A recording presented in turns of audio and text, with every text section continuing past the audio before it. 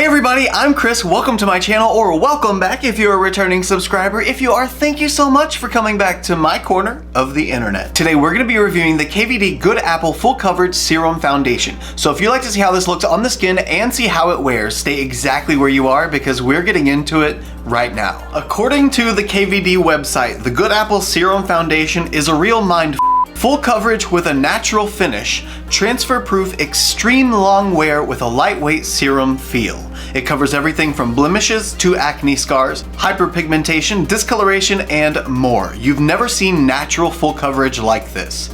Those are huge claims. It says it's got the maximum coverage with the minimum weight, infused with apple extract. It's got our iconic Good Apple full coverage with an undetectable serum light feel. They claim transfer-proof and extreme long wear, high-performance wear that stands up to sweat and humidity, pore blurring natural finish, best for combo to oily skin. Oh wow, I'm dry.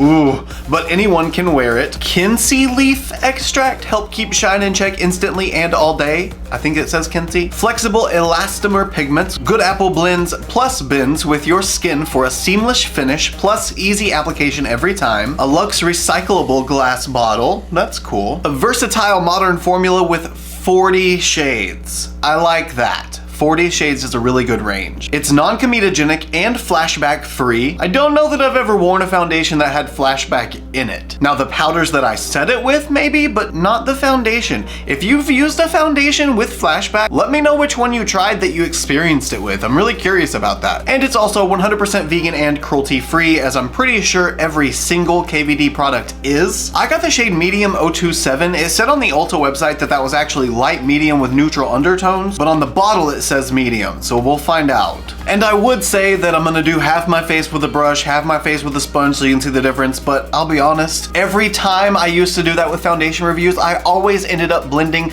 the brush application out with the sponge anyway. So I'm just gonna stick with my normal method. Okay, but first of all, look at this packaging. This is so bougie. I really like this. Gonna make sure we shake her up really well first. I'm gonna prime with the e.l.f. Power Grip Plus 4% Niacinamide Primer. I think maybe I should have started with this, but now we're gonna try the e.l.f. Halo Glow Liquid Filter. I really don't know how much of this to use. I see people just put it on like a primer, so I guess I'm gonna do the same thing. Because I have all that Power Grip primer on, I'm just gonna use my fingers to blend it. Wow, that Power Grip with the Halo Glow is the most glowy, dewy finish I've ever had on my face before foundation. It's kind of giving. Now time for the foundation. I'm kind of afraid that this foundation is gonna disrupt all this primer just because it's like very tacky, sticky, and wet, and I'm afraid that the layer that I put on is just gonna be too thick for the foundation to sit nicely on top of. But again, we'll find out very soon. I'm so glad this is a serum foundation, so it's actually gonna be good for the skin as you wear it, and I love foundations that have skin benefits in them. Let's see if we can cover this 5 o'clock shadow, or more like 5:05 shadow. That's so funny, it's 5:05. Oh man, I don't know how long this wear test is gonna be because it's pretty late already. I guess I'll just have to stay up late so we can make it an extra long wear test. Obviously going in with the brush application first, and then I'm just gonna blend it out with a sponge. The coverage is so good. Definitely full, but you know, with this type of formula, with it being more serum based and being a little more viscous than some other foundations, I would imagine you could probably mix this with your moisturizer and turn it into sort of like a medium coverage tinted moisturizer instead, if you like something a little lighter. Well, so far with just the brush application, it's not disturbing the primer underneath it at all. Everything is working so far. And now moving on to the sponge. I feel like this is really where we're gonna see if the primer and the foundation work well together or not. This is beautiful. It looks like skin, but flawless skin. And good news, this has covered everything. It's full coverage enough that it's covered all the 5 o'clock shadow, all the 5 o'clock shadow on my neck, even the razor burn on my neck is hidden. And I feel like I could even keep building this and it wouldn't look cakey because it's so natural and skin-like. Oh, I'm so glad this is working. Now I need to contour, blush, and highlight, but I'm gonna try out the dot contour technique on TikTok, and the filter won't work on YouTube with my camera, so you guys will just see the other side of it, but I'll try to record myself screen so you can actually see what I'm doing. Okay, I couldn't show the entire process because my phone was literally like right here, so it would have just blocked everything I was trying to show you anyway, but this is the dot placement that the filter said to use. So this is what we're gonna stick with. I'm gonna blend it out and see how it looks. All of those creams blended it seamlessly with this foundation. My skin just looks so beautiful.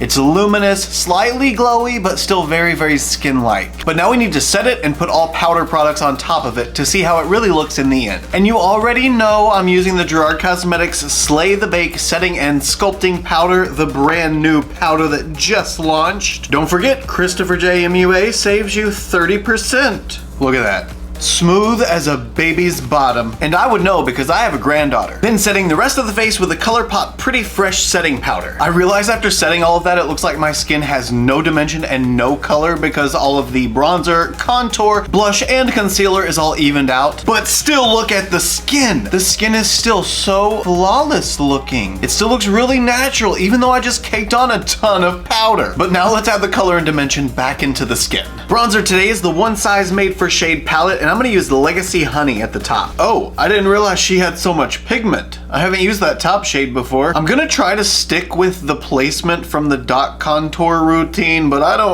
don't know if I love that or not. I'm kind of torn. Whoa. Okay, maybe I do enjoy this placement. It's a little higher than normal still, but it is kind of giving a little bit of lift. I definitely understand why they call this shade Legacy Honey. Oh, haha, I mean, okay, I also understand why they call it Legacy Honey because Legacy Honey, but it's very yellow toned, like yellow undertone, so it does kind of resemble honey, like the color of honey. I'm trying really hard to stick with the dot contour and keep the shading the same as what it was with the cream products, but it goes against everything in me to bring my bronzer this far in. I can tell you right now for sure I'm not gonna bring it as far down as it said to on the chin, but I did like that they wanted to bring it at least to the chin so that it sort of sharpens the chin area and getting rid of those jowls. The shape was right for that. It was just a little too high. But see, something like that I can deal with. You see how much it sharpened that side of my jaw? That looks good. Now let's melt all these creams into these powders using the Gerard Cosmetics Slay All Day Setting Spray in the scent Mint Chocolate Chip.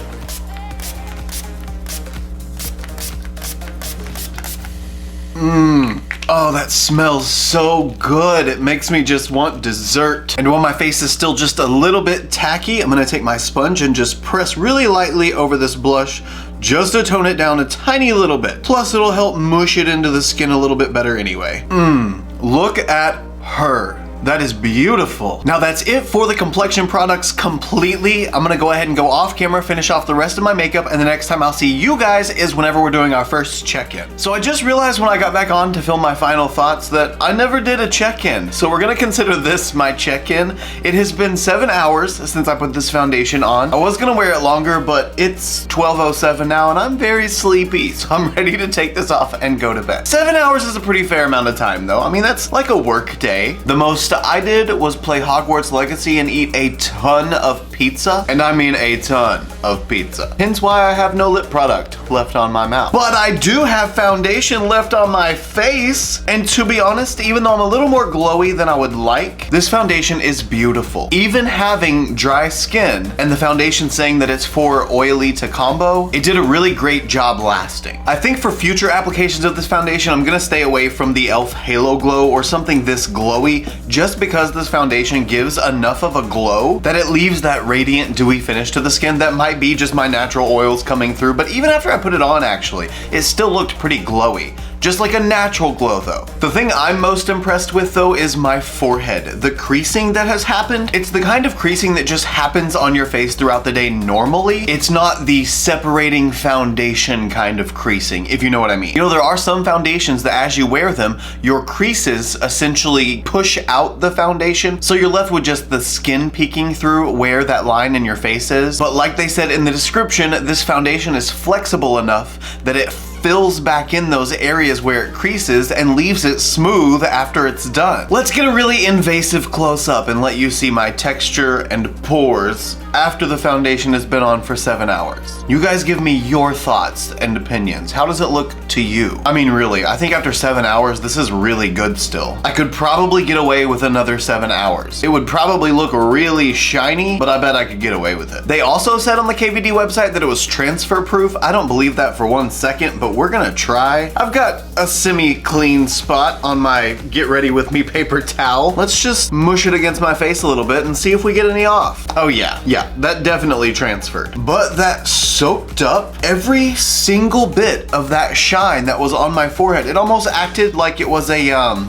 blotting paper. It almost acted like blotting paper. Wow, that's so funny. So it's not transfer proof per se, because obviously the foundation is coming off on the paper towel, but it's not smudging on my face. I'm not getting any like patchy spots where the foundation is lifting up. Maybe that's just like, I don't know, the oil on my face that has mixed with the foundation. Yeah, definitely not transfer proof. My skin looks like I just put that foundation on again. I literally could wear this overnight and be okay. Not my pores, but the foundation would still look good afterward, I think. I also want to see how easily swipeable it is. If I just brush my face, will it wipe away? Yeah, it does. It does wipe away. So I don't really know how well this whole transfer proof factor is. It doesn't seem like it's transfer proof, but it does seem transfer resistant. And I'll take that. I will take transfer resistant. So now that you've seen the foundation, you've seen it being put on, you saw other products mix with it and go on top of it, and you saw how it wore,